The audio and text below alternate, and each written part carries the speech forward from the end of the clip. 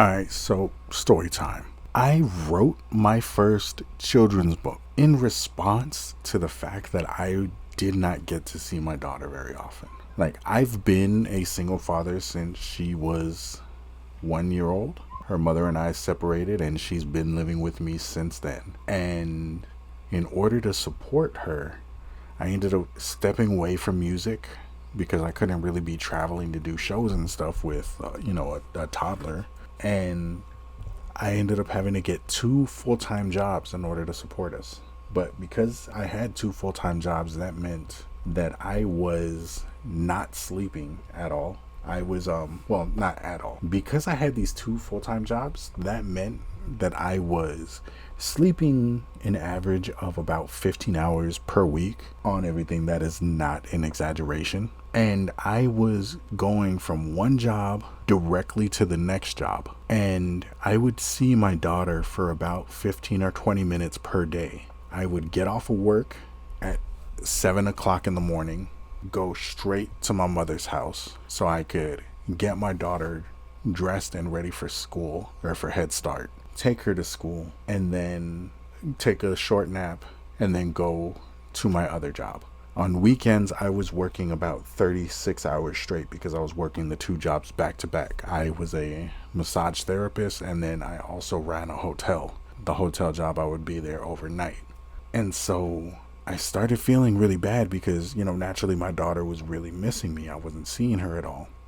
And so I wrote a story to tell her at bedtime, just to reassure her that even though I'm not there with you as much as I want to be, Daddy still loves you. And I decided I wanted to get something, get a book made that she could physically have. That way I could read her the story that I would always tell her. And I looked at the prices of getting a single customized book printed, and it was ridiculous. And so I decided, I have the story. Let me go ahead and just self-publish it. That way she can have a physical copy. And that was my only concern, really. And I started posting about it. And somehow my fan base from back in the day, the few people who, still lingered on my social media, got wind of it and started pre-ordering it.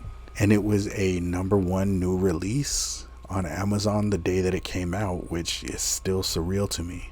And it is one of the things that I am the most proud of. Like, I always wanted to write, but I never thought I would write children's books. Like, I've always been a fan of horror. I've always been a fan of musical theater. Those are the things that I really thought I would be writing. But this children's book really opened my eyes to a new possibility.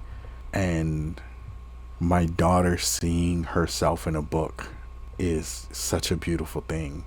And seeing that she still has her copy of the book and reads it regularly, and even sometimes asks me to read it to her. It's a beautiful feeling. And it's crazy to think that the only reason that I did this initially was because I was afraid that she wouldn't feel loved because I had to work so much. And now she has something to always remind her of how much I love her.